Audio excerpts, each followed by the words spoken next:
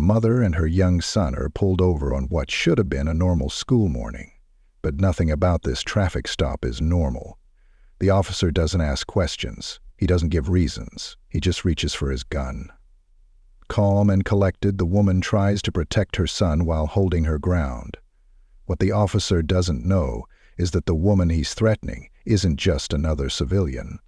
She's about to become his boss. As tension rises and the truth teeters on the edge, one decision will change lives, reputations, and a community forever.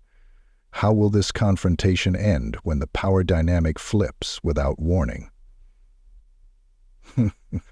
Cassandra Hepburn's fingers moved in slow circles over the steering wheel, her other hand reaching into the passenger seat to straighten Noah's collar for the third time. "You're gonna do great, baby," she said, eyes still forward. "I'm proud of you already." Noah glanced up from his backpack, where his small hands clutched a neatly folded paper schedule. "Will they like me here?" Cassandra finally looked at him.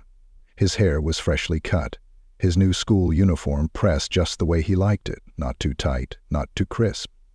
But the worry in his eyes wasn't about clothes or classwork. It was something heavier. Something he was too young to carry, but old enough to recognize. "They'll love you," she said. Her voice was steady, she made sure of that. "You just be yourself. You let them catch up." They were 10 minutes out from the new school. Suburban sidewalks stretched on either side of the street, kids walking in packs, crossing guards with bright orange vests waving them through. The trees lining the roads were almost obnoxiously clean-cut, just like everything else in Westbridge. Cassandra had only been in this town for 3 weeks, and it still felt like walking into someone else's living room without permission. It was polished, white, tidy, meant to be family-friendly, and just like most things that looked too good on the outside, she knew better than to trust it. She adjusted the rearview mirror and gave herself a once-overs. Soft curls tucked neatly behind her ears, badge tucked in the glove box, and uniform exchanged for a simple blouse and dark jeans. To them, she was just another mom taking her kid to school, and for Noah's sake, she wanted to keep it that way, at least for today. "I'm nervous," Noah said, his voice small. "That's okay," she replied. "But look at me. You're not alone." That's when the red and blue lights flared in her rear view. Cassandra blinked, her foot lifted instinctively off the gas. She checked her speed, 27 in a 30, signaled, seatbelt on, everything by the book. Still, the light stayed behind her, closing in. "Mom?" "It's okay," she said quickly, but her grip on the wheel tightened. "They're just pulling us over for something stupid. Probably want to check license plates or some nonsense." Her heart didn't agree. It thudded against her ribs in a slow, heavy rhythm, familiar and unwanted.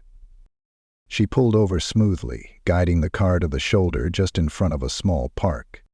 "Remember what we talked about," she said, barely above a whisper. "Stay calm. Don't say anything unless they talk to you.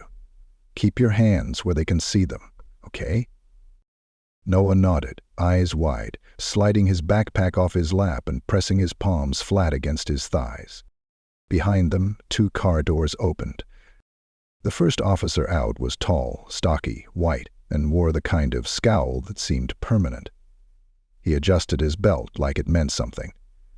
Officer Scott Weller had been patrolling Westbridge for nearly 15 years, and, in that time, nothing, and no one, had challenged his authority. He didn't care much for change, and he especially didn't care for people who didn't fit in. His partner, Officer Brian Kessler, was newer, younger, less hardened. He followed close behind, eyes shifting between the cruiser and the car like he wasn't sure why they were stopping this woman in the first place. Weller didn't knock. He banged the side of his flashlight against Cassandra's window like it owed him money. She lowered the window halfway. "Good morning, officer," she said, even and polite.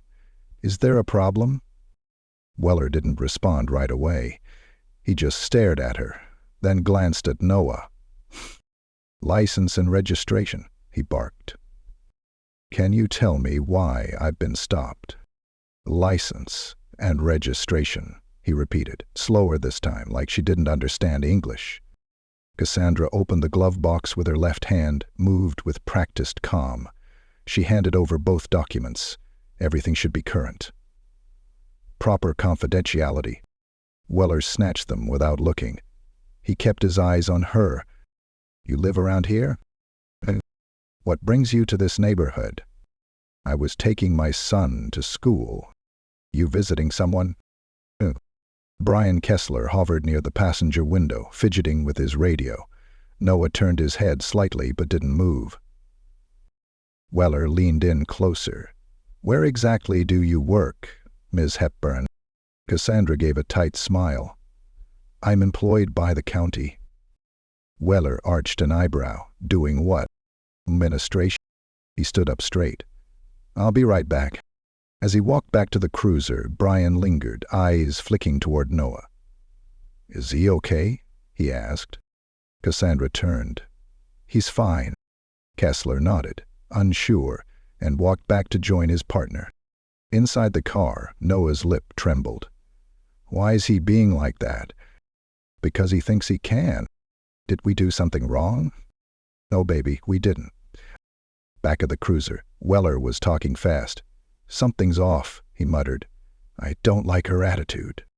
"She was polite," Brian said. He was evasive. Brian glanced back at the car. "She's got a kid with her." Weller's hand was already on his holster. "I've got a feeling about this one." "What kind of feeling?" "The kind that gets ahead of trouble." He didn't wait for backup. Cassandra saw the door swing open in her side mirror, and something in her gut clenched. Weller was walking fast now, jaw tight, hand resting on his gun like it was part of his body. She lowered her window further.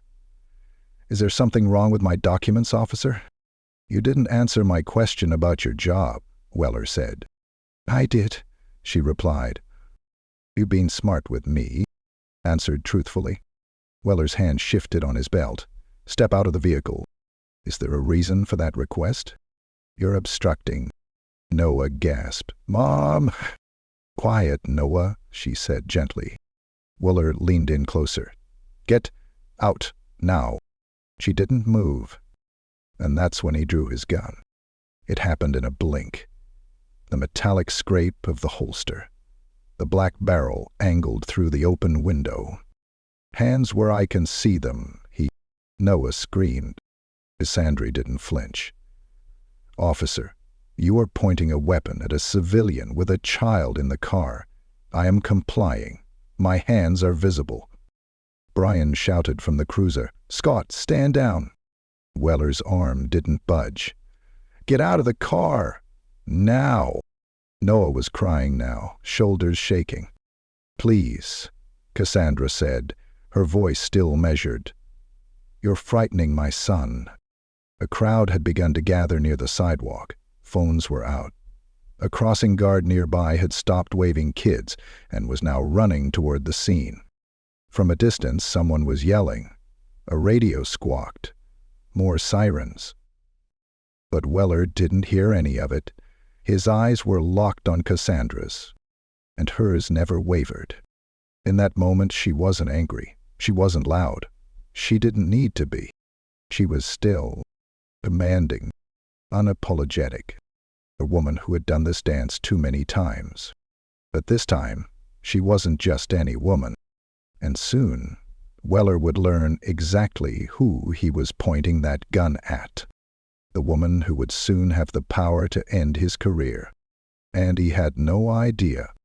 Not yet. Officer Scott Weller had been pulled in every direction during his 15-year career, but somehow he always landed back in the same place, firmly planted in the belief that people like Cassandra Hepburn needed to be put in check.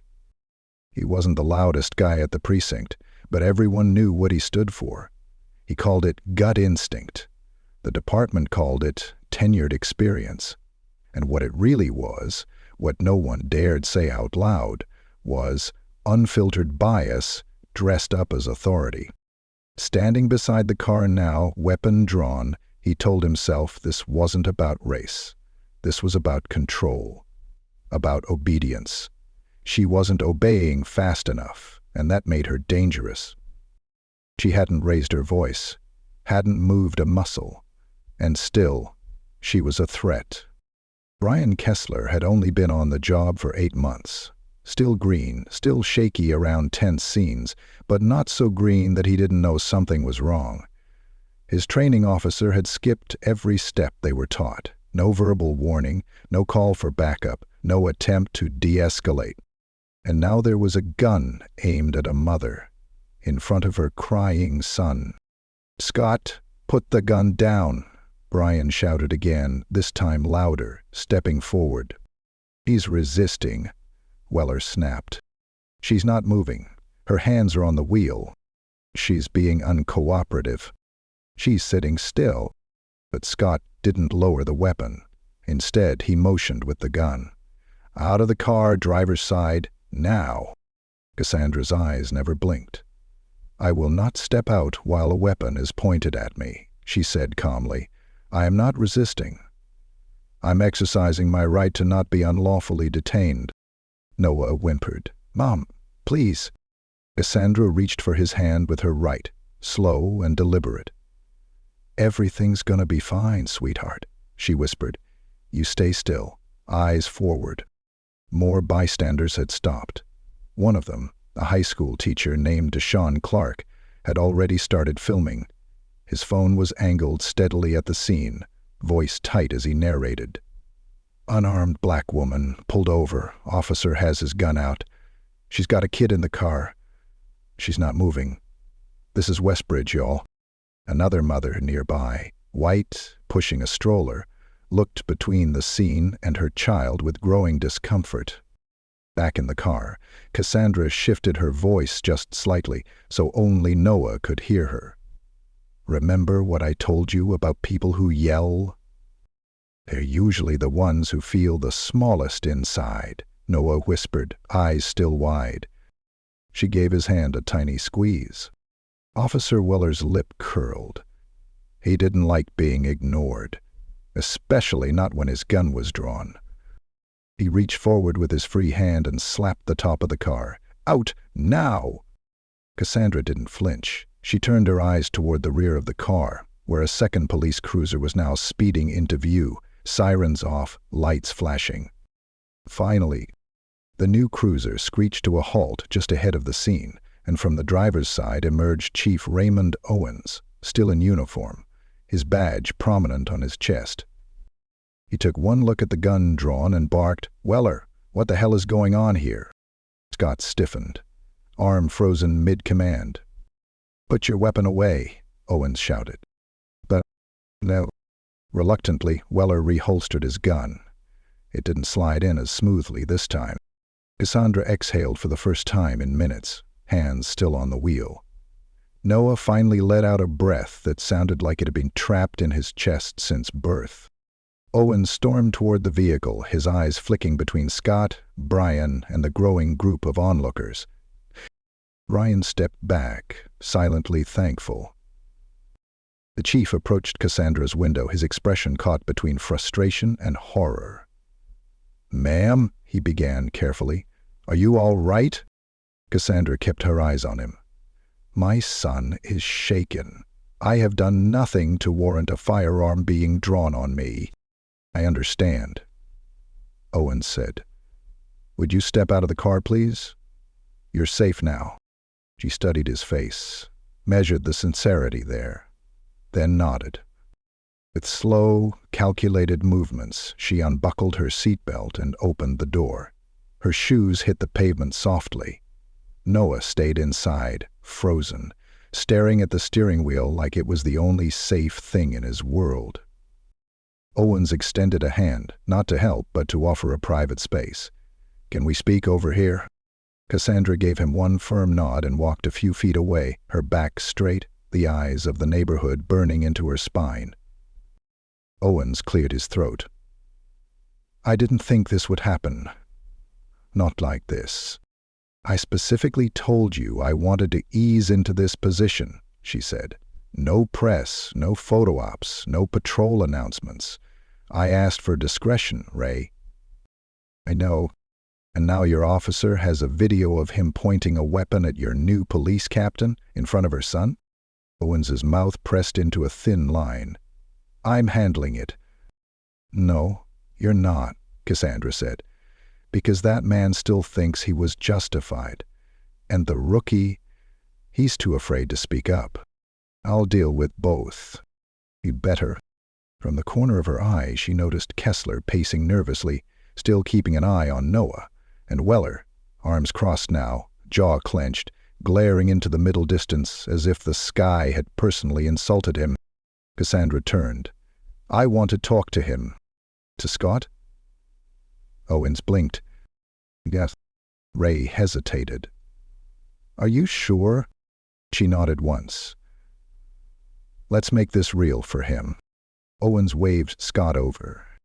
Scott's gait was tight as he approached, defensive already. I was following protocol. No, you weren't, Cassandra interrupted. You made a decision based on your assumptions. You never asked why I was driving. You never asked for ID. You didn't even run my plates. Scott stiffened. I didn't need to. You didn't need to, she repeated, voice low, because the sight of a black woman driving her son through your neighborhood was all the probable cause you needed? He opened his mouth, then closed it. Do you ever think that gun wasn't the most dangerous thing you pulled out today? She said. It was your ego. And your fear. You pointed it at a mother in front of her child. Scott looked away. Now you're going to explain it to my son, she said. That caught him. You pulled a weapon. You traumatized a 10-year-old boy. You look him in the eye and tell him why. Scott shook his head. That's not it. That's an order, Cassandra said, from your new captain. His face went pale. She didn't need to raise her voice. The weight of the words did all the work. Behind her, Owen said nothing. He knew better than to interrupt now. Scott turned slowly, walking toward the car, toward the wide-eyed child sitting silently in the front seat. He opened the door and crouched down slightly, awkward and unpracticed. Hey, Noah, right? The boy didn't respond. Scott cleared his throat. What happened earlier, that wasn't your fault. I got scared. I made a mistake. I shouldn't have pulled my weapon. I shouldn't have yelled. I'm sorry. Noah stared at him. Are you going to do that to someone else's mom? Scott blinked. Noah's voice was barely a whisper. Next time, will the kid be alone? Scott's mouth opened, then closed again. He stood up and walked away without another word. Cassandra returned to the car and hugged her son, her arms wrapping around his small shoulders. She didn't cry. She couldn't. Not yet. But in the mirror, she caught her own reflection. And what she saw wasn't fear. It was fire. This town didn't know who she was. Cassandra stood outside the car, arms wrapped around Noah, his cheek pressed to her stomach, trembling. The sirens had gone quiet. The crowd had thinned, but the tension in the air stayed put, like smoke that wouldn't clear. Across the street, Officer Weller leaned against the side of his cruiser, hands on his hips, face twitching with something between regret and bitterness. His gaze bounced between Cassandra and Chief Owens like a man trying to figure out which one had put the dagger in his back. Noah shifted under her arms. Can we go home now? He asked quietly. Not yet, Cassandra said. The chief needs to finish his report. Then we'll go. She stroked his hair, gentle, like smoothing waves in water. A reporter had arrived during the tail end of the chaos, a young woman with sharp eyes and a voice tuned for television. She hovered near the edge of the park lawn with her cameraman, murmuring into her phone. Chief Owens approached cautiously. Cassandra, you okay to talk? He asked, voice low. I've said all I needed to say, she replied, unless you're here to tell me Scott's been suspended. Owens exhaled. Internal Affairs is coming, but you know how this works. We need a statement, from you, on record. Cassandra looked down at Noah, then back at Owens. You're lucky you're not pulling that statement out of a body bag. He didn't respond. Couldn't. Instead, he held up a tablet. "I'll log your words in. Just tell me what happened." She turned Noah gently toward the open car door. "Get your book, baby. Sit in the back and read while I talk to the chief, all right?" Noah didn't want to let go. His fingers stayed curled into her blouse. "What if he comes back?" "You won't," she said. "Not without a leash and a new attitude." Noah slid into the back seat, his copy of the Westingame creased in the middle from how hard he'd been clutching it. Cassandra closed the door behind him and folded her arms, her back now to the car. "Ready," she said. Owens lifted the tablet and began recording. "State your name for the record." "Captain Cassandra Hepburn, Westbridge Police Department, as of 3 weeks ago." "Describe the incident from your point of view." "I was driving my son to his new school. My speed was within the legal limit. No traffic infractions. I was pulled over without cause by Officer Scott Weller. I asked for the reason for the stop, which he refused to provide. He demanded license and registration. I complied. He escalated by raising his voice, refusing to answer direct questions and treating me as a suspect without provocation." She paused. Her jaw tightened. She sobbed. "Then he drew his weapon." Owens nodded grimly. "Continue." "Aimed that weapon into the vehicle where my 10-year-old son was seated. I remained calm and non-combative. I repeatedly informed him that my hands were visible and that I would not exit the vehicle while a gun was trained on me. Only upon your arrival was the weapon lowered." "Did he ever recognize you?" "No." "Did you identify yourself?" "Not until the weapon was holstered. I wanted to see how far he'd go." Owens ended the recording and lowered the tablet. "IA will ask you to restate that in a controlled setting." Cassandra nodded once. From the sidewalk, the reporter had moved closer. "Captain Hepburn," she called out, already rolling, "would you like to make a statement to the press? Westridge residents deserve to know what's happening in their own neighborhoods." Cassandra looked at her. The woman's tone was even, her expression neither hostile nor sympathetic. "Just hungry for a soundbite." "I'll speak when my son feels safe again," Cassandra said plainly. "Not before." The reporter didn't push. She knew better than to bite off more than the woman could give. Across the lot, Scott Weller watched the interaction. His jaw was set, but the stiffness in his posture had wilted. His usual authority, that big dog in a small yard stance, was gone. In its place was something else. Brian Kessler walked up beside him. "You almost shot her kid," Brian said quietly. Scott didn't answer. Brian's voice dropped lower. "I've got a sister. Her little girl's 8, curly hair, loves drawing frogs and castles. You would have aimed at her too, wouldn't you?" Scott's mouth twitched, but still no words came. "You keep calling it instinct," Brian said, stepping around to face him. "But what you call instinct, I think the rest of us just call fear." He scoffed, finally finding his voice. "You're too young to know what this job does to you." "No," Brian said, shaking his head. "You're too old to admit what it turned you into." Scott stared at him, but there was no fire in it now, no real threat. Just the dull confusion of a man who realized, too late, that the world had moved on without him. Near the curb, Cassandra opened the back door again and leaned down. "You all right?" she asked. Noah nodded, but didn't look up from the book. "Can we still go to school? Or did we get in trouble?" The question cracked something in her. "No," she said. "We didn't get in trouble. Not us." "Will the other kids find out?" "Only if you want them to," she replied. "And if they do, you tell them the truth." "What if they don't believe me?" Cassandra smiled softly. "They don't have to believe you.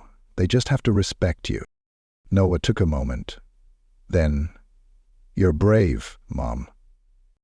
She laughed lightly, brushing a hand over his cheek. "No, baby. I'm just tired of being scared." A small hush settled over the street as Owens returned. "You should go home," he said. "Let the kid rest. I'll call you when IA gets here." Cassandra nodded and stood straight. "And Weller?" Owens hesitated. "He's being pulled from street duty, effective immediately." "Not good enough," she said. "Pull his badge, make it stick."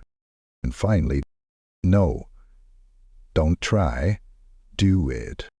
Their eyes locked, and for a moment neither moved. Then Owens nodded.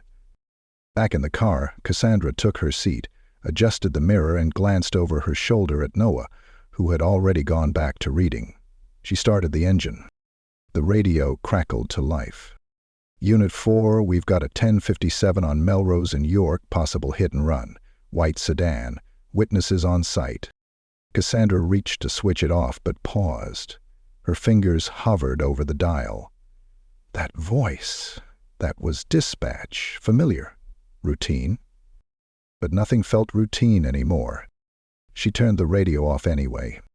As the car rolled forward and merged back onto the road, the town looked no different. Same trimmed hedges, same white fences, same quiet crosswalks. But something had changed.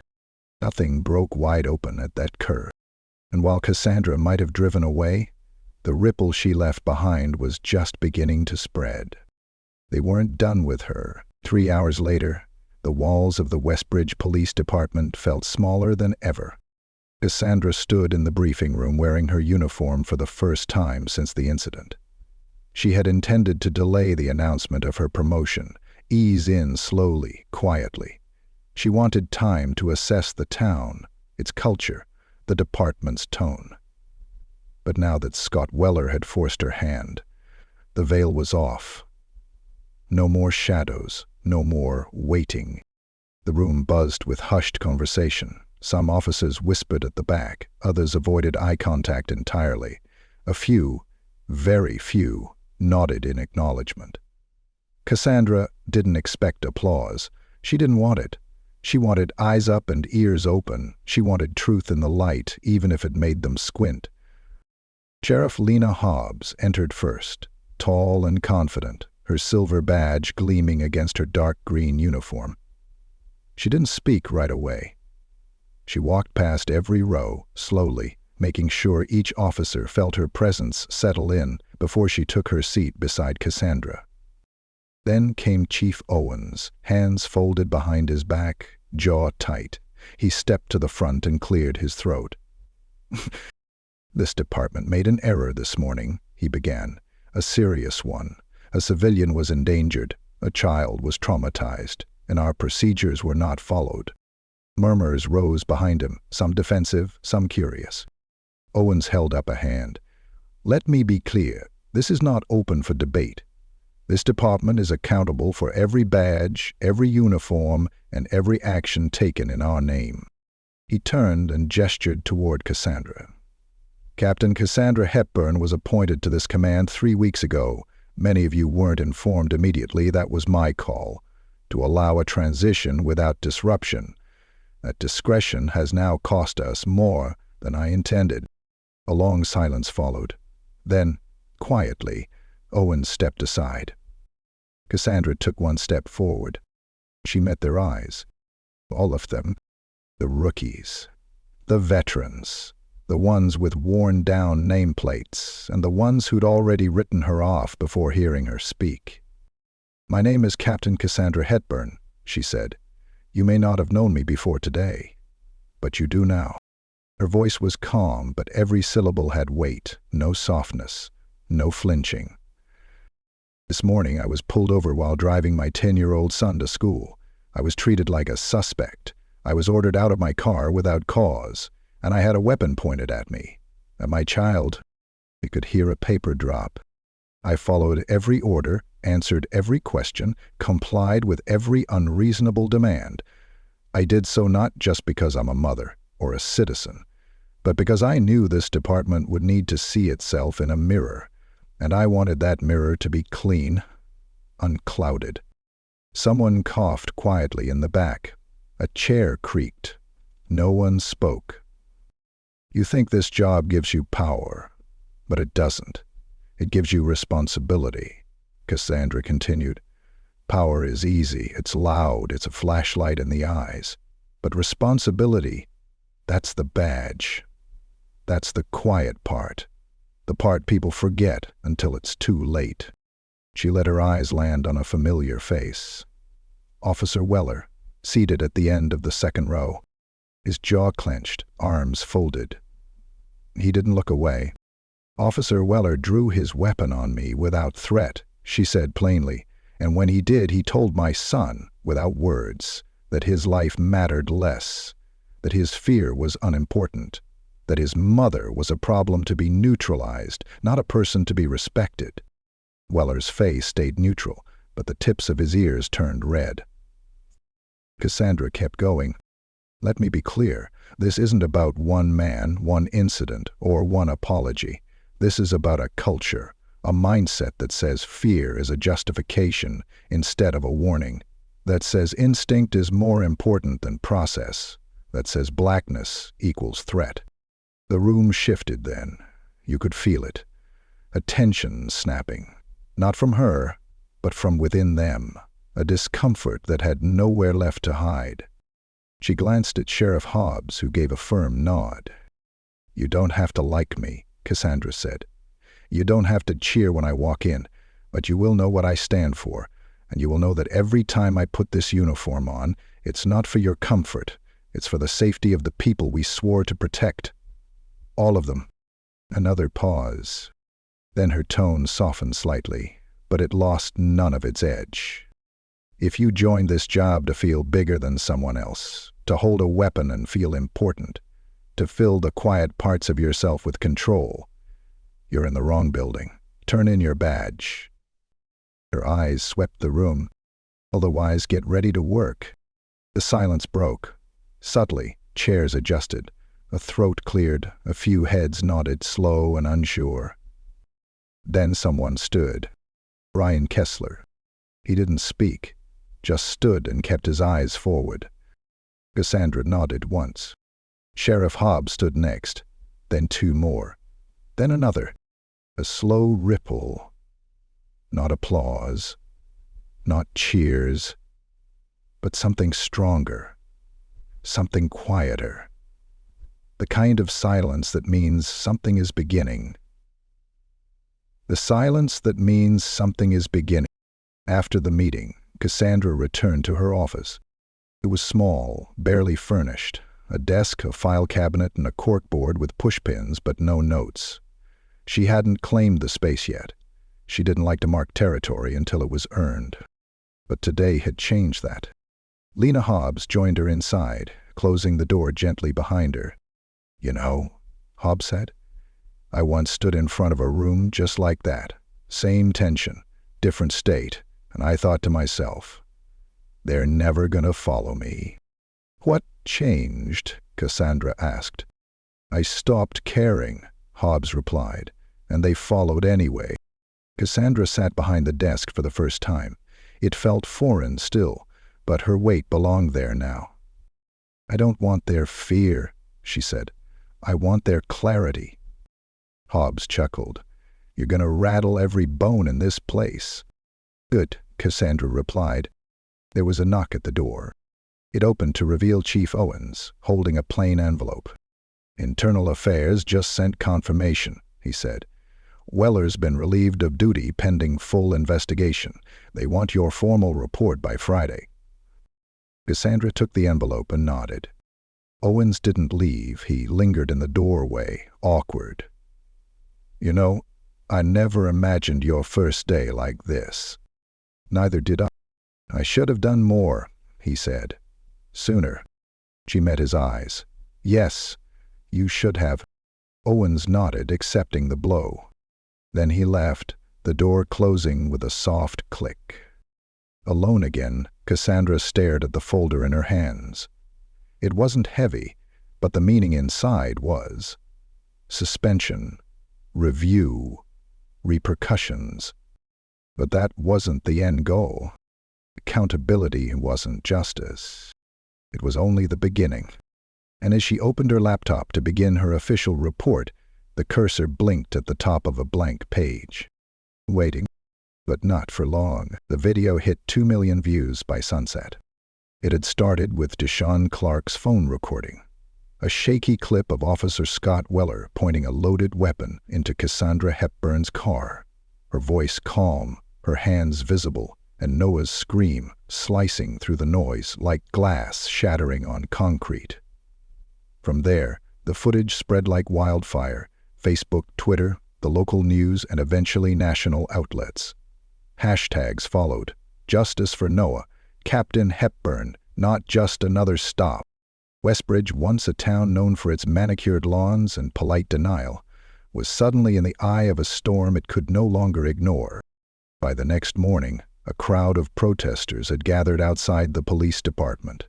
Not angry yet, just present: parents, students, clergy. A few had handmade signs. Most just stood there, quiet, watching, waiting for a signal. Inside the department, the tension was suffocating. Every officer walked a little more carefully. Conversations stopped when doors opened.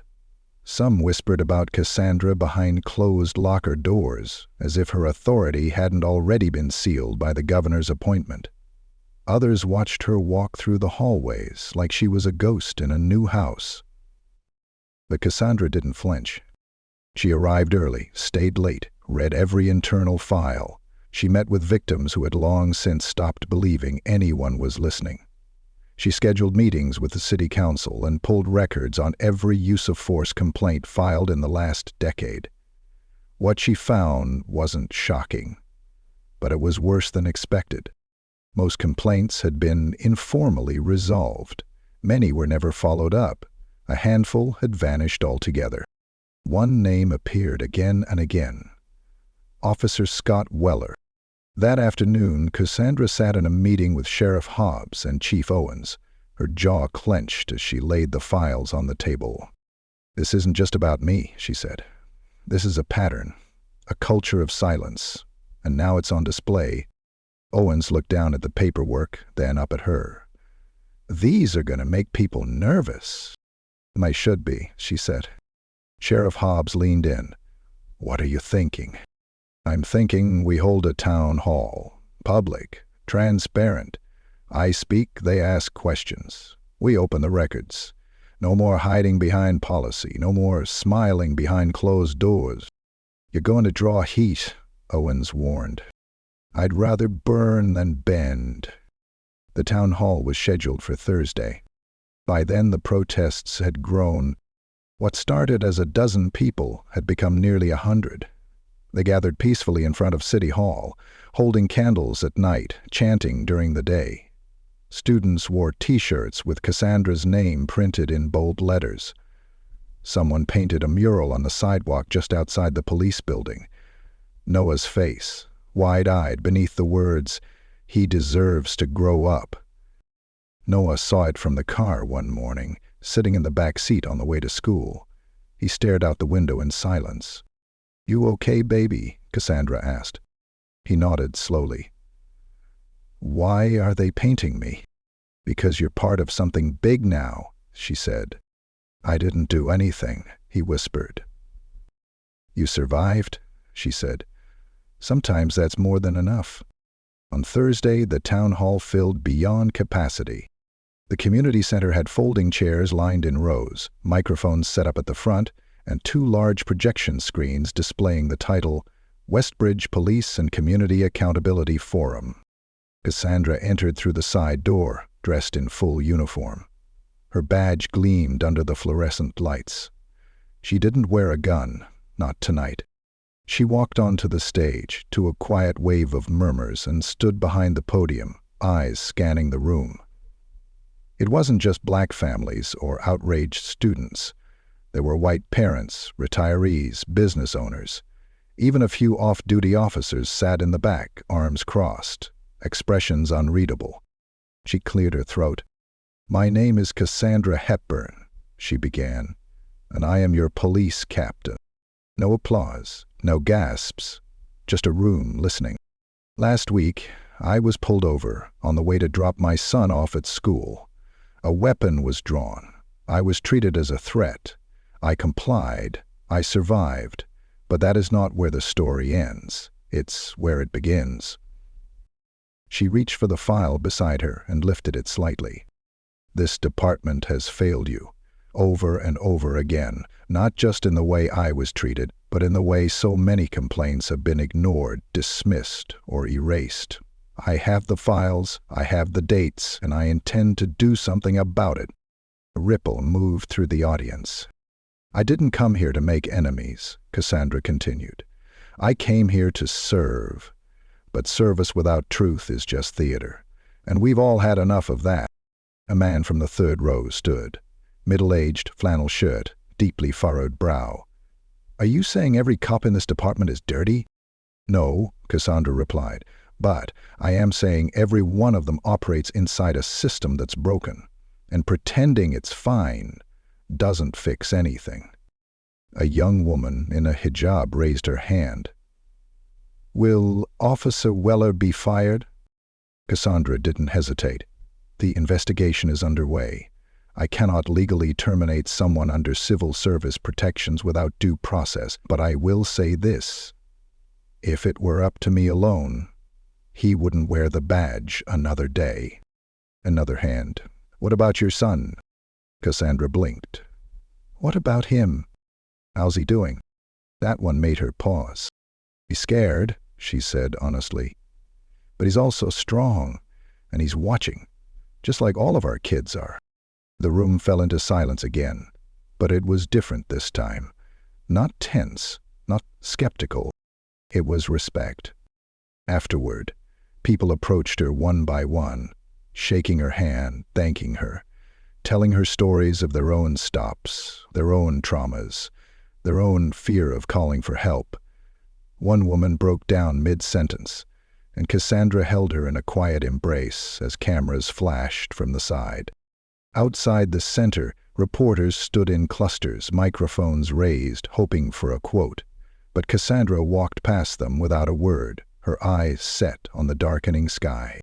Back home, Noah waited on the couch, curled under a blanket, his math homework open but untouched. He looked up as she walked in. How'd it go? He asked. It went, she replied, dropping her bag by the door. He nodded, then reached for her hand.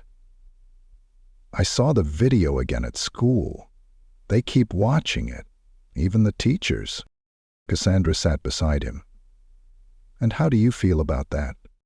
Like I don't want to be famous? She laughed softly. Famous isn't the goal. Safe is. He leaned his head on her shoulder. Are we going to be okay? She wrapped her arms around him. Yes, she said, we're going to be more than okay. But in the back of her mind, she knew they weren't done yet. Not until the system stopped whispering and started listening. Not until the streets were as safe for kids like Noah as they were for everyone else. The morning sun poured in through the kitchen blinds as Cassandra flipped 2 pancakes onto a plate.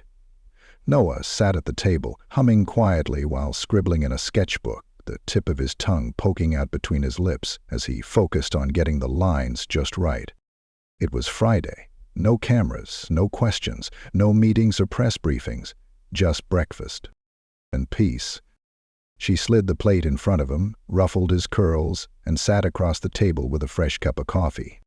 Are we doing anything today? Noah asked, not looking up. Just one stop, Cassandra said. Then it's movie night. He grinned. Popcorn with the caramel stuff? Already bought it. He raised a victorious fist in the air, then went back to drawing.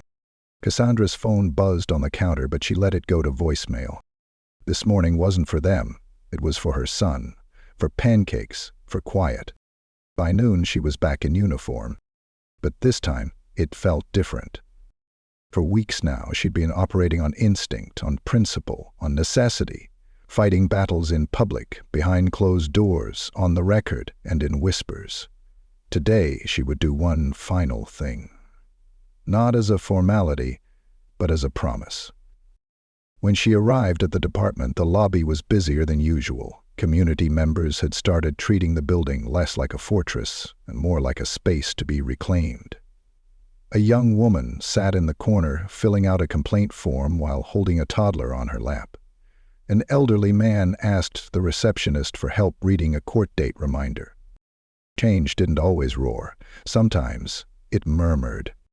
Cassandra walked past them and made her way upstairs to the conference room, where the review panel had convened. 5 people waited.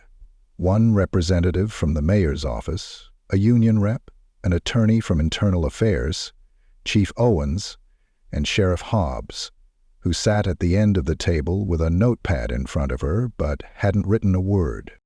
Cassandra stood before them, hands behind her back.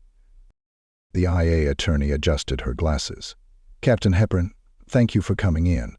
We've completed our review of Officer Scott Weller's conduct during the incident involving you and your son." "I've read the file," Cassandra replied. "And we've taken into account witness testimony, video evidence, Officer Weller's disciplinary history, and his response to the allegations." Cassandra didn't blink. "Has he accepted responsibility?" There was a pause. The union rep spoke up. "He has admitted to procedural missteps, but he maintains that his reaction was rooted in training and perceived threat." "Perceived threat," Cassandra repeated. "He had my license. He saw my son. He was never in danger. Yet—" "No," she said, her voice calm but firm. "If we're going to keep using the phrase perceived threat, then we have to talk about what it really means. Fear of blackness, fear of confidence, fear of being challenged. That's what he saw when he looked at me." The room went still. Owens spoke next. "The panel has reviewed your formal recommendation. Immediate termination with cause. The majority agrees. Officer Weller will be dismissed from duty effective immediately with no opportunity for reinstatement within this department or elsewhere in the county." Cassandra nodded. "That's not just accountability, that's protection. For every citizen in this town." "Thank you, Captain," the attorney said. "We'll be issuing a public statement later today. Would you like to be part of the announcement?" "No," Cassandra said. "Let the message stand on its own." She left the room quietly, not triumphant, not bitter, just steady. Downstairs, she passed Brian Kessler in the hallway. He looked different, more grounded than before. There was something in his eyes that hadn't been there weeks ago. Perspective, maybe even purpose. "Do you hear about Weller?" he asked. "I did." Brian nodded. "You think I should have said something sooner? That day?" "You said it when it counted," she replied. "Next time, say it louder." He gave a small smile. "Yes, ma'am." She walked out of the building and into the afternoon sun.